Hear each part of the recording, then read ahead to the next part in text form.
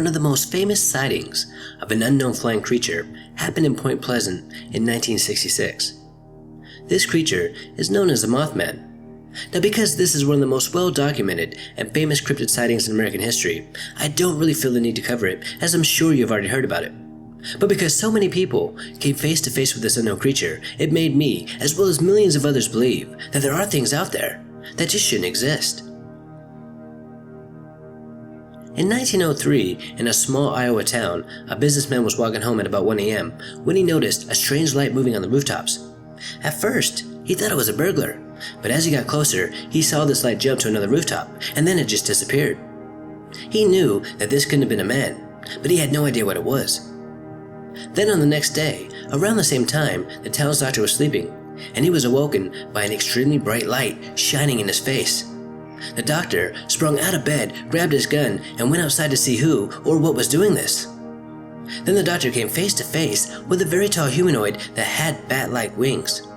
He also noticed that this creature had a horn, and this horn was emitting a very bright light. Now the doctor, scared out of his mind, fired 5 shots, and the bullets had no effect. So the doctor ran away as fast as he could. The doctor told everybody what happened the next day, and the businessman who first encountered this beast came forward as well. Now the local banker was worried, and he thought that somebody was playing games, so he spent the night at the bank to protect his business. Then again at 1 a.m., the banker started to hear some very strange noises, but before he could go outside and investigate, he was hit with a piercing, blinding light. Then this blinding light turned off, then back on a couple seconds later.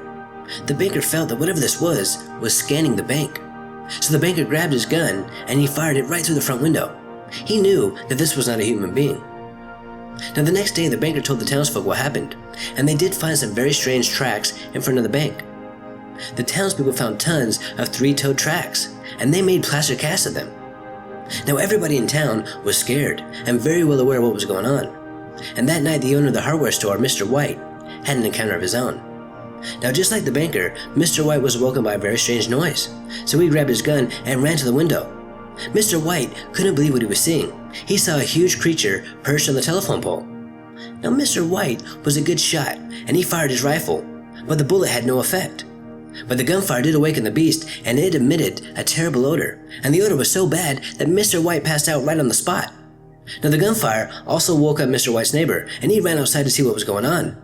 Then he too saw this huge beast perched on the telephone pole, and he watched in disbelief as it slowly descended to the ground. And when it stood up straight, it must have been at least 8 feet tall. Then the creature's horn started to light up, and this amazing bright light was scanning the area, just as the banker described the day before. Then this beast took off at amazing speeds towards the coal mine. Now the following night, there were terrifying sounds coming from the old coal mine, and the locals described them as Satan's army getting ready for battle. The townsfolk, now armed to the teeth, went to the mine in hopes of slaying the creature. Now on the way to the mine, the townsfolk saw 2 of these creatures leaving.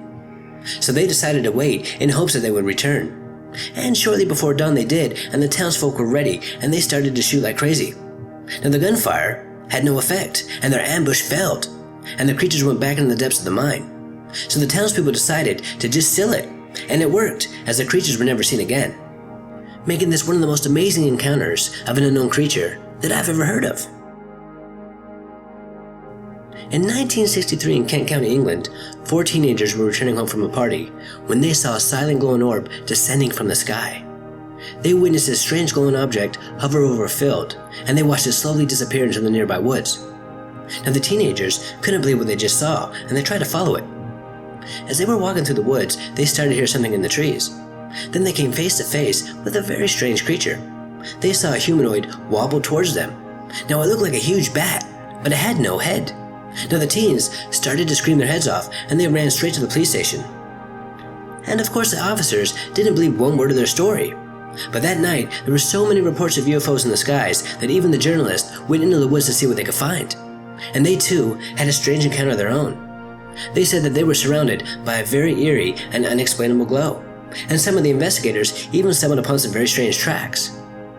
Now because of all the UFO sightings that happened that night, a lot of people truly believe that these teenagers came face to face with an alien being.